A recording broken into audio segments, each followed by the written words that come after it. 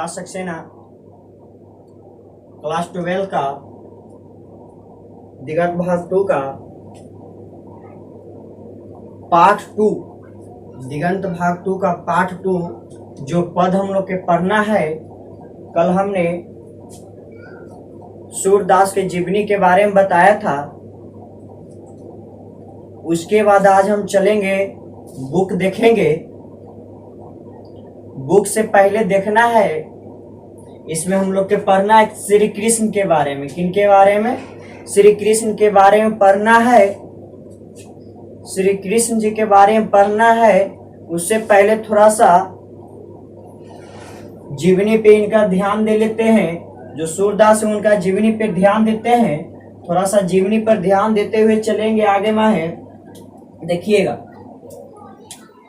पद है। सूरदास को शॉर्टकट में सुर भी कहा जाता है।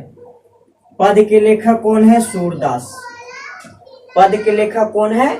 सूरदास। सूरदास के जन्म किस ईस्वी में हुआ था? सूरदास के जन्म 1478 ईस्वी में इनका जन्म हुआ था। वो भी अनुमानित है, यानी इनका जो 1478 ईस्वी में जन्म हुआ था ये पूरा नहीं बताया गया है, ये अनुमानित है। 1478 ईस्वी 1478 ईस्वी इनका अनुमानित है। क्या है? अनुमानित बताया गया है कि 1478 ईस्वी में इन्होंने जन्म लिए थे। इनका जन्म स्थान है दिल्ली के निकट सिही नामक ग्राम। जो दिल्ली में एक सिही नामक ग्राम है, जहां इनका क्या हुआ था? जन्म हुआ था। क्या हुआ था? जन्म हुआ था। दोस्तों देखिए आगे है इनका निवास स्थान। निवास स्थान कहने का अर्थ होता है कि दिल्ली में जन्म लिए, मगर इनका पालन पोषण कहाँ हुआ? पालन पोषण इनका जो गांव घाट वृंदावन और क्या पारसोली में हुआ है उसको निवास स्थान बोला जाता है। यानी जन्म कहीं और लेंगे और ये पालन पोषण कहीं और होता है। इसी के चलते उसको क्या कहा जाता है? निवास स्थान कहा जाता है। तो निवास स्थान इनका कहाँ है? ब्रज क्षेत्र में क्रमशः गांव घाट वृंदावन एवं पारसोली। अभिरुचि क्या चीज था इनके, यानी क्या में रुचि रखते थे? वो भी पर्यटन यानी घूमने में, सत्संग करने में, कृष्ण भक्ति एवं वैराग्य जीवन में। यानी इनका विवाह नहीं हुआ था। इनका दीक्षा गुरु कहने का मतलब जो शिक्षा देते हैं वो गुरु नहीं थे। दीक्षा गुरु कहने का अर्थ होता है जो संस्कार देता है। हम लोग का दीक्षा गुरु कौन है? माता पिता है, जो हम लोग का संस्कार देते हैं ना। वैसा ही इनका दीक्षा गुरु कौन थे? महाप्रभु बल्लभाचार्य, जो इनका क्या थे? दीक्षा गुरु थे, जो इनको क्या दिए थे? संस्कार दिए थे, है ना। इनका दीक्षा कब से कब तक रहा? यानी 1509 ईस्वी से 10 ईस्वी के बीच 10 ईस्वी, यानी अनुमानित बताया गया है कि 1509 से 10 तक इन्होंने क्या किए? दीक्षा काल यानी दीक्षा यानी संस्कार किनसे प्राप्त किए? महाप्रभु बल्लभाचार्य से। विशेष जन्म से ही अंधे अथवा बड़े होने पर दोनों आंखें जाती रही। यानी जन्म से ही अंधा थे, बशर्ते क्या इनका दोनों आंख क्या हुआ? जाता रहा। यानी इनका आंखें जो होता है, जो एक कहा जाता है कि ठीक होता है, मगर इनको ठीक नहीं हुआ और क्या हुआ? खराब होते चला गया। फिर मृदुल बिरनावे निर्भिमानी भावुक और अंतर्मुखी स्वभाव के कारण विरक्त महात्मा थे। यानी कहा जाता है कि जन्म से ही अंधा थे, बशर्ते भगवान इनको ऐसा दिव्य दृष्टि दिए थे जो क्या थे? वो अपने अंतरात्मा से अंदर की आंख से इन्होंने कहा कि श्री कृष्ण को देखे थे। इनका कृतियां है सूर सागर साहित्य लहरी, राधरा सकेली, सुर सरावले इत्यादि। यानी जो बोर्ड के एग्जाम में जो पूछता है, जो क्वेश्चन पूछता है, वहां पर VVI क्वेश्चन हम यहाँ पे लिख दिए हैं। उसके बाद इनका निधन हुआ था। निधन 1538 ईस्वी में हुआ था, है ना। निधन 1538 ईस्वी में इनका हो गया था। तो इतना दूर तक इनका हम जीवनी जान लिए। अब थोड़ा सा आगे में बढ़ते हैं। अब बुक में हम लोग चलेंगे तो बुक में देखेंगे हम श्री कृष्ण के बारे में जानना है तो श्री कृष्ण के बारे में जानना है, तो श्री कृष्ण के बारे में पढ़ना है, तो उससे पहले हमको श्री कृष्ण के बारे में कुछ जानना होगा, है ना। तो देखिए श्री कृष्ण के बारे में बता देते हैं, जो अभी निवास स्थान जन्म स्थान के बारे में जिक्र किए थे, है ना। जन्म स्थान और निवास स्थान के बारे में जो जिक्र किए थे वे श्री कृष्ण के बारे में ही बता देते हैं। देखिएगा, तो श्री कृष्ण जन्म से यदुवंशी नहीं है भैया, बाबू सुनिएगा, श्री कृष्ण जन्म से यदुवंशी नहीं है, जन्म से चंद्रवंशी है। क्या है? चंद्रवंशी, चंद्रवंशी है, यानी विष्णु का सातवां रूप, विष्णु का सातवां रूप। देखिए जो वासुदेव और कंस पहले क्या थे? दोनों दोस्त थे। क्या थे? दोस्त थे, वासुदेव और कंस। तो कंस का आकाशवाणी मालूम चला कि देवकी का 8वां पुत्र के हाथों कंस का क्या है? मृत्यु होगा। देखिए कोई ब्राह्मण उनको नहीं बताया है, कंस को कोई ब्राह्मण नहीं बताया कि देवकी के 8वें पुत्र के हाथों तुम्हारा मृत्यु होगा। आकाशवाणी मालूम चलता है, सपना में देखा कि जो इसकी जो देवकी है, देवकी जो बहन थी, उसके 8वें पुत्र से इसका क्या होगा? वध होगा। तो इन्होंने वासुदेव से देवकी को क्या कर दिया गया? विवाह कर दिया गया। विवाह करने के बाद इसको ससुराल नहीं जाने दी, क्या हुआ कि कैद खाना में ही रख दिया गया। क्या हुआ? कैद खाना में ही कैदी रख दिया। वो अपना यानी कंस क्या हुआ? डर गया। डर भय बनने के कारण क्या किए? वही कंस है जो कंस था, जो कृष्ण का मामा है, जो क्या किए? वही वो अपने कारावास में रख लिए। किसको? माता देवकी और वासुदेव को। जब इन्होंने रख लिए तो कृष्ण भगवान जब जन्म लेते हैं, यानी इनका जो 7 गो जो क्या चीज बोला, 7 गो जो भाई था, सबको इन्होंने मार दिया। कौन मार दिया? कंस। 8वां पुत्र कौन जन्म लिए? श्री कृष्ण जन्म लिए।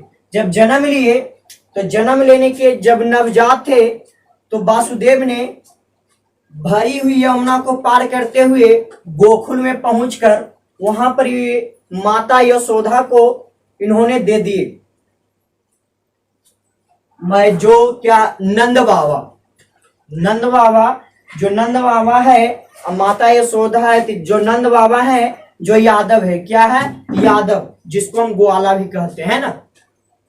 तो देखिएगा कहा गया है कि जन्म देने वाला से बड़ा होता है जो पालन पोषण करने वाली माँ, यानी जन्म हमको कोई और देगी, पालन पोषण कोई और देगी, तो क्या होता है? उससे भी बड़ा हो गया, क्योंकि हम लोग का जितना जो संस्कार दिया वो वही दिए, है ना।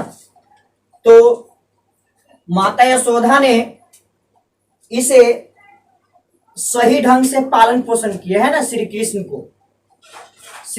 को सही ढंग से पालन पोषण किए, और इन्होंने बालपन में ही बहुत सारे बड़ा कांड किए थे, यानी बहुत सारे जो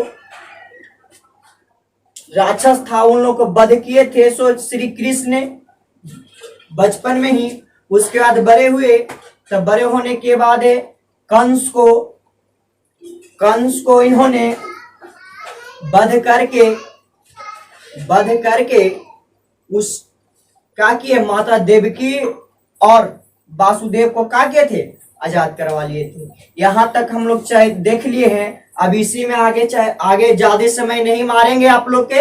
अब देखेंगे हम लोग, बुक स्टार्ट करते हैं। बुक में इनका जो क्या है, सूरदास जी द्वारा लिखा गया जो दोहा है, उस दोहा को हम लोग पढ़ेंगे, है ना। ज्यादा समय आप लोग के नहीं मारेंगे, क्योंकि ज्यादा समय मारेंगे तो आप लोग कहिएगा कि सर यही आप खाली भाषण सुनाते रहिएगा, आगे में हम लोग का बुक मत पढ़ाइएगा। नहीं बाबू, भाषण हम ज्यादा नहीं सुनाएंगे, ज्यादा नहीं, थोड़ा सा क्या जो श्री कृष्ण के बारे में हम लोग का पढ़ना था उसी को बता रहे थे ना। 124 वर्ष की उम्र में ये अपना लीला क्या किए थे? समाप्त किए थे। 124 वर्ष के हुए तब जाकर के इन्होंने क्या किया? अपना लीला समाप्त किए। देखिए कहते हैं, माता यशोदा कहती है, जागे ब्रजराज कुंवर कवल कुसुम फूले।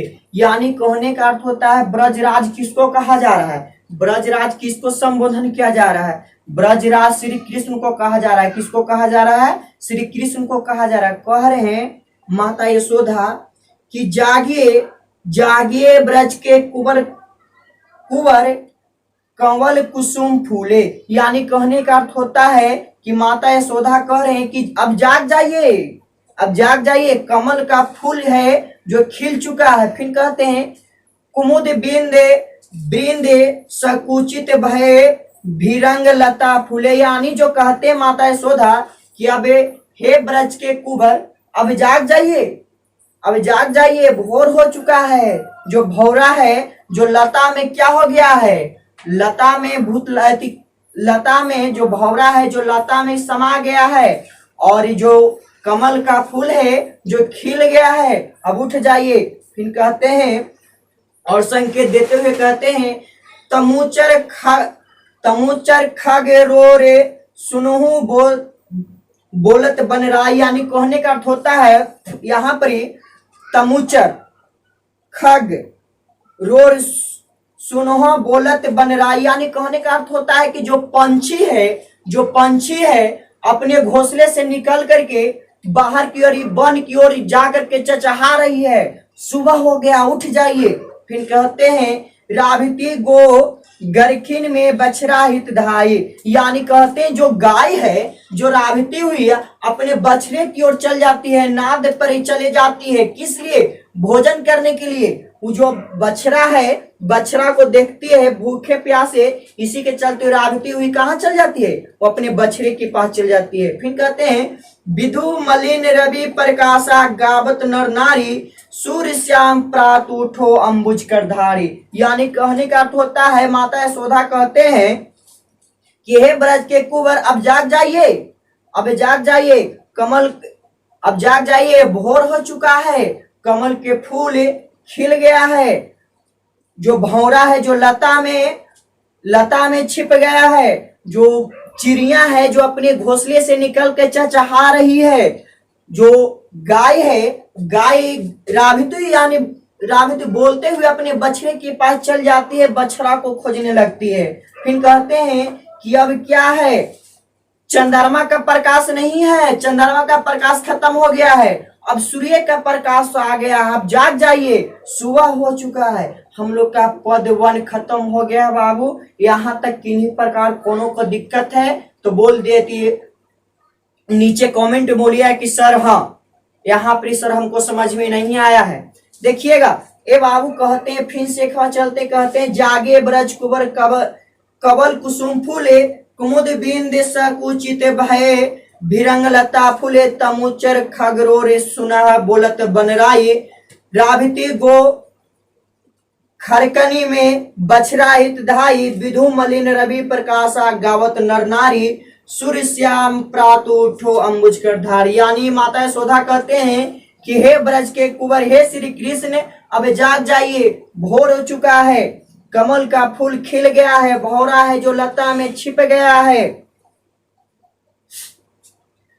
जो पक्षी है जो चहचहा रही है अपने घोंसले से बाहर निकल के चहचहा रही है, जो गाय है जो राभिती हुई नाती क्या अपने बछड़े की ओर चल गया है, चंद्रमा का प्रकाश खत्म हो गया है, सब क्या हो रहा है कि सूर्य का प्रकाश आ गया, सब नर नारी आपका गुणगान कर रहे हैं, सब नर नारी आपको उठा रहे हैं, उठ जाइए ब्रज के कुंवर, उठ जाइए। पद हम लोग का फर्स्ट खत्म हो गया, पद हम लोग का 2 भाग में पढ़ना है। फिर कहते हैं जेवत श्याम नंद की कन्या, जेवत श्याम नंद की कन्या, यानी कहता है नंद की कन्या कहने का मतलब होता है जो यशोदा माता का, शुरू से हम यशोदा माता के यहाँ पर बखान कर रहे हैं ना, शुरू से ही नंद की कन्या कहने का अर्थ होता है नंद की कन्या कौन है, माता यशोदा न है जी, बाबा नंद बाबा और माता यशोदा दोनों एक ही थे ना, पति पत्नी।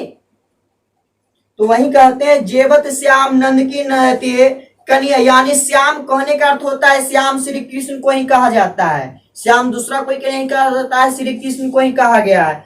जेवत श्याम नंद की कन्या कुछ खाते कुछ धरनी गिरावत छवि न रखत नंद की रनिया, यानी जो श्री कृष्ण है जो श्री कृष्ण अपने पिता के गोद में बैठ करके कुछ खाता है, कुछ धरनी गिराता है, छवि निरखत नंद की रानिया। यानी इस दृश्य को देख रही है माता यशोदा है, जो खड़ी होकर के श्री कृष्ण का सब लीला देख रहा है। जो माता यशोदा है, श्री कृष्ण का सब लीला देख रहे हैं। उनके पैर पे जो नंद बाबा है, उनके पैर पे बैठ गया है, जांग पे बैठे हैं श्री कृष्ण, कुछ खा रहे हैं, कुछ धरनी का अर्थ होता है पृथ्वी, यानी धरती पे कुछ मुंह में खाते हैं तो कुछ धरती पे गिरा देते हैं। यही छवि देख करके माता बहुत खुश होते हैं।